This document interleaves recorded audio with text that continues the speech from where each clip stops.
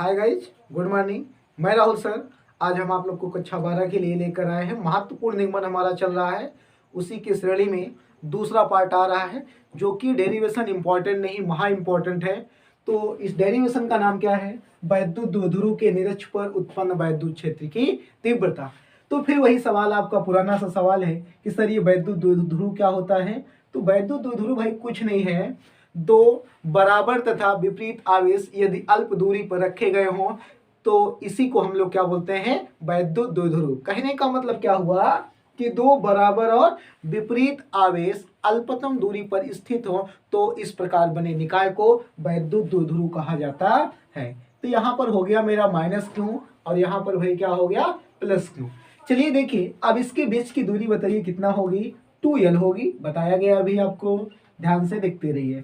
यहाँ पर बताइए इसका मध्य बिंदु है। आज हमको अक्ष पे नहीं निकालना है, अक्ष पे हमने निकाल दिया। जो लोग ना देखे हों जाकर पार्ट 1 देख कर आए, तब आपको बेहतर तरीके से निगमन तैयार हो पाएगा और अपने एग्जाम में अच्छा स्कोर कर पाएंगे। चलिए देखिए, इसके निरक्ष पे निकालनी है तो मतलब इसके कहाँ? ए यू साइड में। देखो देखो बोर्ड पे, ये मान लेते हैं यहाँ पर कोई बिंदु कितना है भैया? P है। क्या है यहाँ पर? कोई बिंदु क्या है? P है, जहां पर हमको क्या निकालनी है? वैद्युत क्षेत्र की तीव्रता। तो लिखते हैं, माना कोई वैद्युत द्विध्रुव बिंदु ए व बी पर स्थित है। ए व बी पर क्या है? स्थित है। मान लेते हैं इसका नाम कितना है? ए, और इसका नाम कितना मान लेते हैं हम लोग? बी। तो एक बात बता दीजिए, ये मध्य बिंदु है, यहाँ पर ए है, तो इसकी आधी दूरी भाई कितना होगी? एल हो जाएगी, क्योंकि जो पूरी दूरी एल है तो इसका जब हम आधा लेंगे तो कितना हो जाएगा? एल हो जाएगा। अब यहां से ये दूरी कितनी होगी? एल हो जाएगी। तो देखिए स्थित है। अब लिख रहे हैं हम लोग कि प्लस क्यू के कारण, किसके कारण भाई? प्लस क्यू के कारण बिंदु P पर, कहां पर? बिंदु P पर उत्पन्न वैद्युत क्षेत्र की तीव्रता, उत्पन्न वैद्युत क्षेत्र की तीव्रता। चलिए भाई कितना है? E1 है। हमने मान लिया कितना? E1। तो सबसे पहले पता करो फार्मूला क्या होता है वैद्युत क्षेत्र का। तो E बराबर 1/4 पाई एप्सिलॉन नॉट क्यू बटे कितना होता है? R square. अब आइए देखिए प्लस क्यू कहाँ है? यहाँ पर है। तो प्लस क्यू से ऐसा काम करते हैं, बिंदु P को पड़ा रहने दीजिए, यहाँ पर यूं देखें ऐसे, इसको ऐसे हम लोग क्या किए? मिला दिए यहाँ पर इस पॉइंट पर। ठीक। अब बताइए वैद्युत क्षेत्र की जो दिशा होती है वो धन आवेश से दूर होती है, तो ये हमारा जो प्लस क्यू है धनावेशी है, मतलब तो इसकी जो डायरेक्शन होगी बताइए कहाँ होगी? दूर होगी। कहाँ होगी? दूर। किधर साइड में? E1। हम मान लिए बोलो कितना है? E1 है। तो यहाँ पर E के स्थान पे क्या हो जाएगा? E1। बाकी सभी मान वही रहेंगे, 1/4 पाई एप्सिलॉन नॉट क्यू। लेकिन हाँ, गलती मत करिएगा, P से लेकर कहां तक की दूरी चाहिए आपको? Plus Q. तो दूरी कैसे निकलेगी? मैटर तो यहां फंस गया। चलिए, ये जो P है यहां से लेकर यहां तक की दूरी भाई कितनी है? R है। हमने मान लिया दूरी कितनी है? R है। और ये दूरी कितनी है? L है। तो P से लेकर B तक की दूरी कितनी होगी? तो यहां पर लगाएंगे हम लोग पाइथागोरस प्रमेय। अब देखो पाइथागोरस प्रमेय क्या लगेगा? यहां देखो ये समकोण त्रिभुज बन रहा है भाई, तो पाइथागोरस प्रमेय क्या कहता है? इधर देखिए, बगल में ध्यान से देखिएगा, ले रहे हैं हम लोग त्रिभुज, इसका नाम दे दो त्रिभुज POB में। कहां पर? POB में। तो कर्ण का वर्ग बराबर किसका वर्ग? कर्ण का वर्ग बराबर लंब का वर्ग और प्लस किसका वर्ग होगा? आधार का वर्ग होगा। तो चलिए, लंब का मान आपके पास कितना है? स्मॉल r है, इसका वर्ग, और आधार का मान भाई कितना है? L है, इसका वर्ग होगा। तो R स्क्वायर प्लस कितना हो जाएगा? L square. तो यहाँ पर कर्ण का वर्ग आया है। ध्यान दीजिएगा, हमको चाहिए कर्ण का मान, तो कर्ण बराबर ये स्क्वायर है बराबर उस पर जाएगा, क्या बनेगा? Under root. तो R स्क्वायर प्लस कितना होगा? L square. तो मतलब यहाँ वाली डिस्टेंस कितनी मिल गई? R स्क्वायर प्लस कितना मिल गया? L square. मतलब प्लस क्यू से लेकर P तक की दूरी कितनी मिल गई? Under root R square plus L square. तो यहाँ लिखिए under root R square plus भैया कितना होगा? L square. अब R का वर्ग है ना, तो इसका भी हम लोग क्या लगा देंगे? वर्ग लगा देंगे। यहाँ पर होगा E1 बराबर 1/4πε0 यहाँ पर क्यों। अब बताइए ये अंडर रूट है, अंडर रूट का अगर हम लोग स्क्वायर करेंगे, ध्यान समझिएगा, ये इसका मतलब आर स्क्वायर प्लस कितना होगा ए स्क्वायर। अंडर रूट हटाएंगे तो घात को कितना लिखा जाता है 1/2, और 2 तो पहले से मौजूद है, 2 2 क्या हो जाएगा कट जाएगा, तो यहाँ बचेगा E1 बराबर 1/4πε0 क्यों बटे कितना आएगा आर स्क्वायर प्लस कितना एल स्क्वायर। इसको समीकरण हम लोग कितना मान लेते हैं आर मान, ठीक, ओ सॉरी फर्स्ट मान लेते हैं। अब आइए बात करते हैं हम लोग यहाँ पर किस पे बात करेंगे, माइनस क्यों के कारण। तो लिखते हैं माइनस क्यों के कारण, माइनस क्यों के कारण बिंदु P पर उत्पन्न वैद्युत क्षेत्र की तीव्रता, वैद्युत क्षेत्र की तीव्रता। अब देखिए तीव्रता हम मान लेते हैं कितनी है E2 है। तो देखिए माइनस क्यों के कारण वैद्युत क्षेत्र की जो तीव्रता होती है वो माइनस की ओर होती है, तो इसका मतलब इस पॉइंट पे यूं खींचो, इसको मिला दो यहां से, तो इसकी जो डायरेक्शन होगी बताइए कितना होगी E1 हो जाएगी, ठीक। तो यहां से लेकर यहां तक की आपको दूरी पता करना है, फिर वही काम आ गया, ये बताइए कितना मेरा, यहां से ध्यान दीजिएगा ये पूरी दूरी बिंदु P से लेकर यहां तक की दूरी O तक की है यार, ठीक है। तो R यहाँ है आपको और यल यहाँ है, तो बताइए ये मान कितना हो जाएगा आर स्क्वायर प्लस कितना हो जाएगा एल स्क्वायर। जैसे मैंने इसको किया सेम टू सेम आप इसको ऐसे करेंगे, ठीक। अब देखिए माइनस क्यू के कारण बिंदु P पर उत्पन्न वैद्युत क्षेत्र की तीव्रता, तो फार्मूला होता है E बराबर 1/4πε0 क्यू बटे कितना होगा आर स्क्वायर होगा।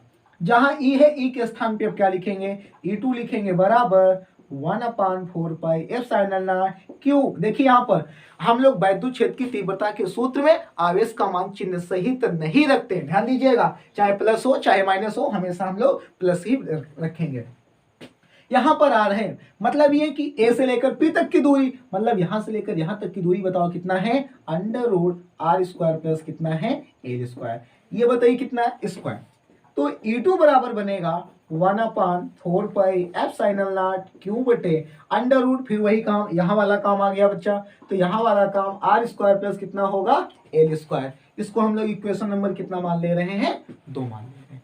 चलिए जब इक्वेशन नंबर ये 2 हो गया, अब ध्यान से समझिए, अब मैं ये कह रहा हूं यदि इसके बीच का कोण ध्यान से समझिए थीटा हो, बहुत आसान सी भाषा में है, इसको कई तरीके से हल किया जाता है, आपको बिल्कुल इजी तरीके से मैं समझा रहा हूं। और यहाँ वाला भैया कोण कितना हो यदि ये थीटा हो, बात को ध्यान समझिएगा। अगर ये कोण यहाँ से जो बिंदु P है ये ध्यान समझिएगा, ये जो वैद्युत द्विध्रुव है यहाँ पर थीटा है, तो ईमानदारी से एक बात बताइए, ये थोड़ा बोर्ड पे देखते रहिएगा ध्यान से, इधर वाला एक वैद्युत क्षेत्र इसके नीचे लग रहा है, इधर हो रहा है, और एक इस साइड में, तो इसका परिणामी क्या होगा बीचों बीच होगा। क्या होता है इसका परिणामी बीचों बीच, यहां पर इसका परिणामी निकलेगा। अगर ये कोण थीटा, तो बताइए ये कोण कितना होगा थीटा होगा, बोलो भाई होगा कि नहीं होगा, ये कोण कितना होगा थीटा। अगर यहां पर हमारा जो कोण थीटा है, अब यहां पर बात को समझिएगा, तो ये वाला कोण हमारा क्या होगा थीटा होगा। अरे भाई नहीं समझ में आया, नहीं समझ में आया। देखिए यहां से ले ये वाला कोण थीटा, तो स्वाभाविक सी बात है इधर है, तो ये वाला कोण कितना होगा थीटा होगा। बोलो एकांतर कोण हुआ कि नहीं हुआ, जब ये इतना बराबर, जो ये हमारा ये और ये वाला कोण ये शीर्षाभिमुख कोण हो गया हमारा, तो ये कोण थीटा, ये भी कोण कितना हो गया थीटा। जब हमारा परिणामी किसी कोण पर कार्य करता है तो हमारा फार्मूला हो गया यहाँ पर E बराबर under root E1 square plus कितना E2 square plus 2E1 E2 कास यहाँ पर अल्फा होता है। ध्यान दीजिएगा E बराबर, देखिए यहाँ पर E1 जितना है उतना ही मेरे पास E2 है, मतलब ये हुआ E1 और E2 का मान आपस में क्या है बराबर है। तो जहां इसको बगल में लिख लीजिएगा E1 बराबर कितना E2। ऐसा काम करो जहां पर E1 है वहां पर E2 रख दो, या फिर जहां E2 है वहां पर क्या रख दो E1 रख दो। यहां मैं लिखता हूं E1 स्क्वायर प्लस E2 के स्थान पे E1 रखते हैं, यहाँ पर E1 स्क्वायर प्लस 2E1 और कितना लिखेंगे E2 के स्थान पे भी लिखेंगे E1। यहाँ पर ध्यान दीजिए गलती मत करिएगा, काश थीटा, ये पूरा कोण कितना होगा भैया एक थीटा मिलकर कई थीटा बन जाएंगे 2 थीटा बन जाएंगे। तो E बराबर E1 कितना बनेगा 2E1 स्क्वायर और प्लस कितना होगा 2e1 स्क्वायर कास कितना 2 थीटा। इसमें कॉमन क्या है भाई, 2e1 यहाँ 2e1 यहाँ, तो 2e1 स्क्वायर कॉमन ले लो, 1 प्लस कास कितना बचेगा 2 थीटा बचेगा। और आगे देखिए e बराबर अंडर रूट मिलेगा 2e1 square 1 plus cos 2 theta का फार्मूला होता है 2 कास स्क्वायर थीटा माइनस कितना होता है 1 होता है। ये -1 प्लस 1 क्या हो गया, खत्म हो गया। तो बचेगा e बराबर अंडर रूट कितना मिला यहाँ 2e1 स्क्वायर और 2 कास स्क्वायर थीटा। चलिए 2 2 ये भैया कहाँ एक ही आएगा, बहरे आएगा। e1 स्क्वायर दूठी है, बहरे आएगा एक ही, ठीक। और कास स्क्वायर थीटा है तो यहाँ पर कितना हो जाएगा, कास थीटा हो जाएगा। आप बताइए, एक बात बताइए, कास थीटा बराबर क्या होता है। कास थीटा देखिए लाल बट्टे आप क्या पढ़े हैं, कक्का पढ़े हैं, ठीक। ये होता है साइन, ये होता है कास, ये होता है हमारा टैन। तो हमको चाहिए क्या, कास चाहिए, तो आधार बटे भैया कितना होगा कर्ण। तो यहाँ पर लिख देते हैं आधार बटे कितना कर्ण। आओ देख लेते हैं कास थीटा बराबर आधार का मान कितना है। ध्यान समझिए, चाहे आप यहाँ से इस वाले त्रिभुज में चेक कर लीजिए, चाहे आप यहाँ से इस वाले में चेक कर लीजिए, जहां से आपकी इच्छा हो। तो यहाँ से मैं चेक कर लेता हूँ इस वाले से। अब बताइए आधार कितना है इसका, एल है। और बताइए कर्ण कितना है, कर्ण तो मेरे पास ये है अंडर रूट कितना है R square plus L square. इस कास थीटा की वैल्यू उठाकर इस समीकरण में रख देते हैं। तो यहाँ बनेगा ई बराबर 2, E1 का मान कितना है, E1 1/4 pi epsilon not Q बटे कितना R square plus L square. और बताइए कास थीटा का मान एल बटे आर स्क्वायर प्लस कितना है एल स्क्वायर का भैया अंडर रूट। तो चलिए यहाँ तक पहले आप नोट करिए, उसके बाद थोड़ा और आगे हम लेकर चलते हैं। थोड़ा मिटा देते हैं इसको, यहाँ पर देखिएगा, देखिए फार्मूला यहाँ पर हमको क्या मिला, E बराबर मिला है कितना 2 1/4 पाई एप्सिलॉन नॉट क्यू बटे कितना R square plus L square into कितना मिला एल बटे under root R square plus कितना एल स्क्वायर। चलिए बताइए E बराबर, इसको थोड़ा पैटर्न में लिखिए अच्छे से, मतलब Q इंटू 2L, बात वही है, आप समझ नहीं पाए, बात वही है। Q इंटू मैंने यहाँ पर 2 इसको साथ कर दिया अभी फार्मूले बनाने के लिए, और नीचे क्या बचा 1/4 पाई एप्सिलॉन नॉट। एक बात बताइए, इसको ध्यान से देखते रहिएगा, आर स्क्वायर प्लस कितना एल स्क्वायर, इसकी घात कितनी है 1 है, गुणे लगा दो कोई दिक्कत नहीं।